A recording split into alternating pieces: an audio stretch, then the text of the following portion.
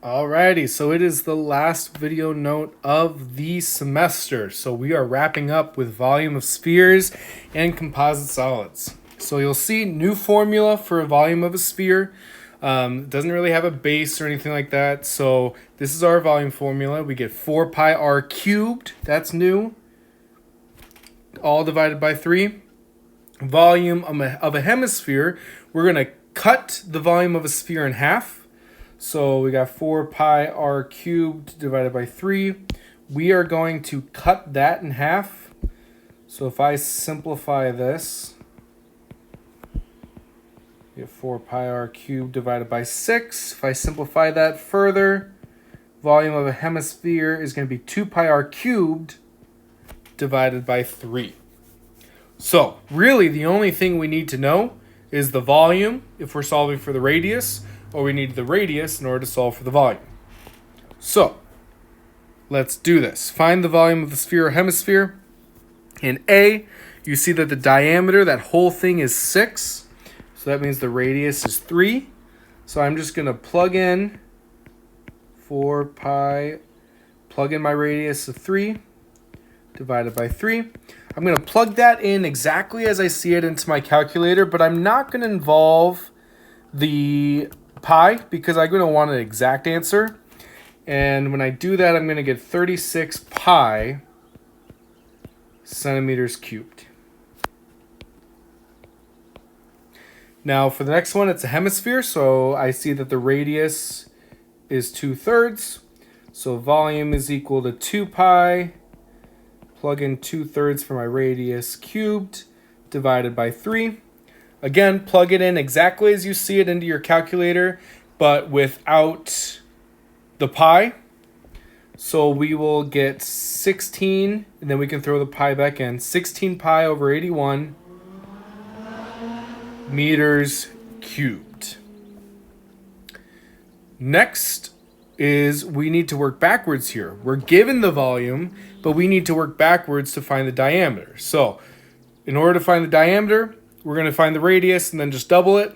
So we know the volume of a sphere is 4 pi r cubed divided by 3. Let's plug in what we know. We know that the volume is 32 pi divided by 3.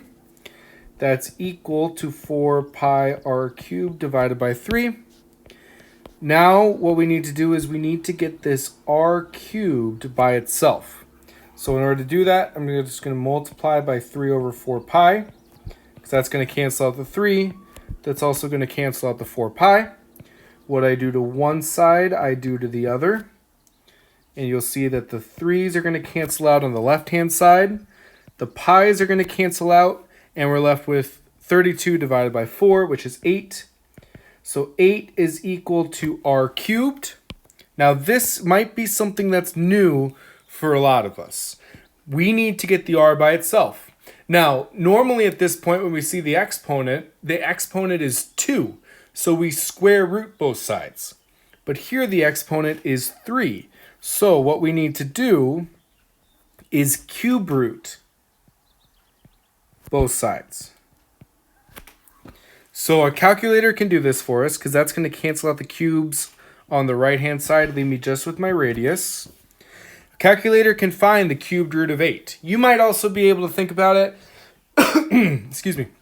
What number do I multiply by itself 3 times in order to get 8? That's what we're finding here. But in order to use our calculator, you are going to hit Math. It's the third button down from the upper left-hand corner, Math. And if you scroll down to number 4, you'll see 3, the radical, and then parenthesis.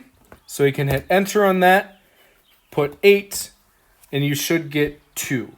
So 2 feet. That's the radius.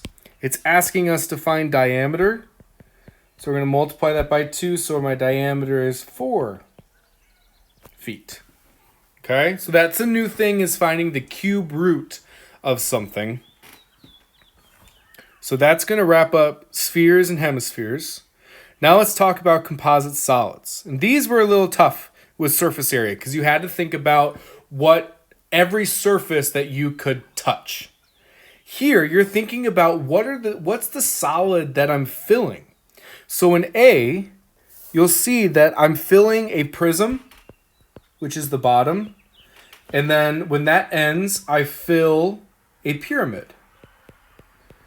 So we need to find the volume of the prism. And we need to find the volume of the pyramid. So with the prism, the area of the base is 48 times 48. So that's 2,304. The height is 18.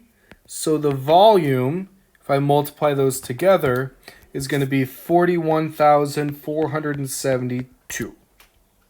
For the pyramid,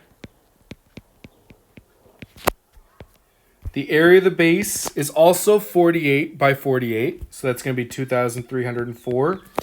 The height here, we need to do a little bit of work in order to find. So the height here, because that we're given the slant height.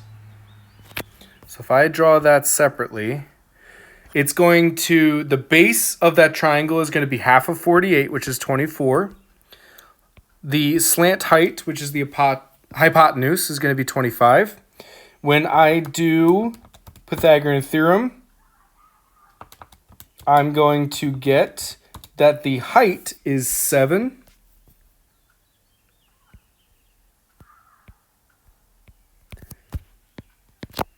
And then I can plug that into the volume formula. So 2,304 times 7, I'm going to divide that by 3. And you'll see that the volume is 5,376. So now to finish this out, all I need to do is add that together. So for the composite, the volume is going to be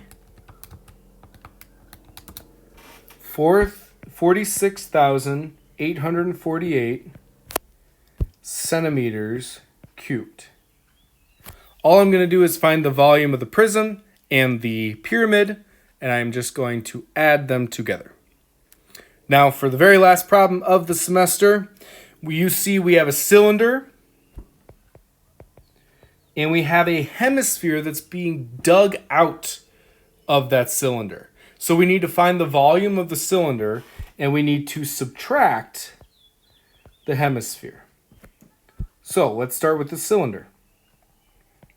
The area of the base, the radius is 3, so that's going to be 9 pi. The height of the cylinder is 5. So the volume is going to be 45 pi inches cubed. Now let's talk about the hemisphere. So that radius is 3. So that volume is going to be 2 pi r cubed divided by 3. If I simplify this, I'm going to get 6 pi. So for the composite, we found the area of the whole cylinder, which was 45 pi, and we need to subtract that hemisphere that's being dug out of it. So the volume is going to be 39 pi inches cubed.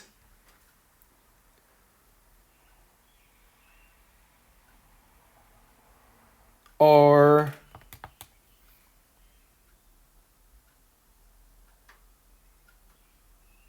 hang on.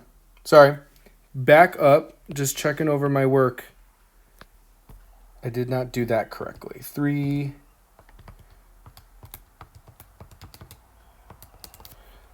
This is going to be, sorry, the hemisphere, that's what I messed up, is 18 pi.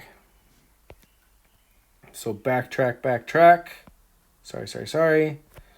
We're going to take 45 pi minus 18 pi. And that's going to give me 27 pi inches cubed. Or that's approximately 84.823 inches cubed. Okay? So, sorry about that little hiccup. But that's it. That's volume of composite solids. And you just might need to know hemisphere and sphere volume to help you out with those composite solids.